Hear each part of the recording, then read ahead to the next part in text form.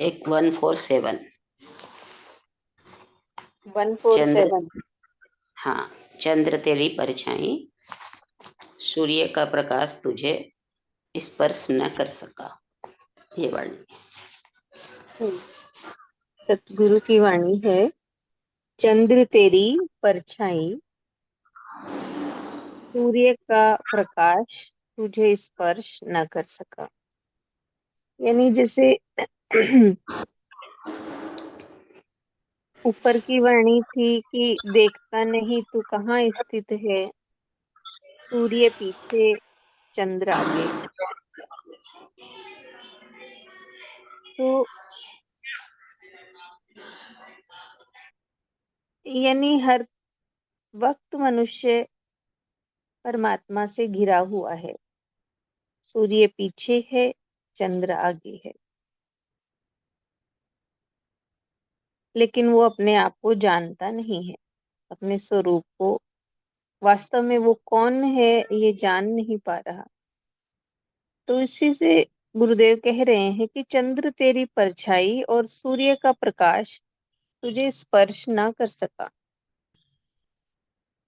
यानी मनुष्य की मनुष्य का जीवन जो है वो बहुत कीमती है। तो यही बताया है कि सूर्य, चंद्र तेरी परछाई और सूर्य का प्रकाश तुझे स्पर्श ना कर सका। तो शरीर को तो हमारे सूर्य का प्रकाश भी स्पर्श करता है और चांद का भी, लेकिन भीतर जो आत्म तत्व है, आत्मा है, वो इनके प्रकाश से भी महान है, सूर्य चंद्र के।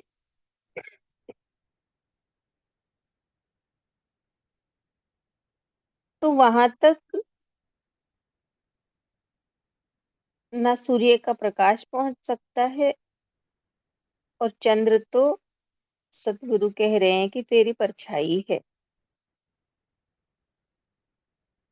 यानी जिस तरह से गुरुदेव हमें कहते हैं कि तुम्हारे भीतर ही करोड़ों सूर्य का प्रकाश जगमगा रहा है,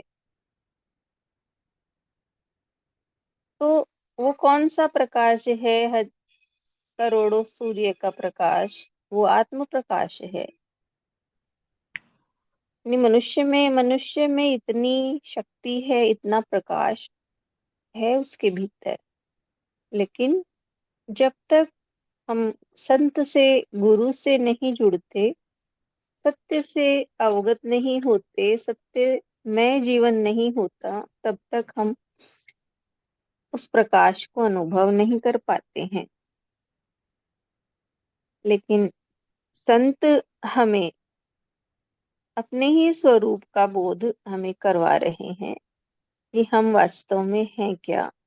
हमारा भीतर का प्रकाश जो आत्म प्रकाश है, वो चांद और सूरज के प्रकाश से भी कई गुना है। सूरज का प्रकाश तो धरती को ही रोशन करता है, सूरज चांद का, लेकिन उनकी पहुंच आत्मा तक नहीं है। यानी वो बाहर का प्रकाश हमारी आत्मा को प्रकाशित नहीं कर सकता। आत्मा को प्रकाशित संत का भाव करता है। तो इसलिए बता रहे हैं कि जब हम अपने ही रूप को, अपने स्वरूप को पहचान पाएंगे, तो फिर ये सूर्य और चंद्र का प्रकाश भी हमें स्पर्श नहीं कर पाएगा। यानी इनका प्रकाश भी कहने का कि उस आत्म प्रकाश के आगे तुच्छ हो जाएगा। तो यही भाव समझ में आया कि चंद्र तेरी परछाई, सूर्य का प्रकाश तुझे स्पर्श न कर सका। हरि।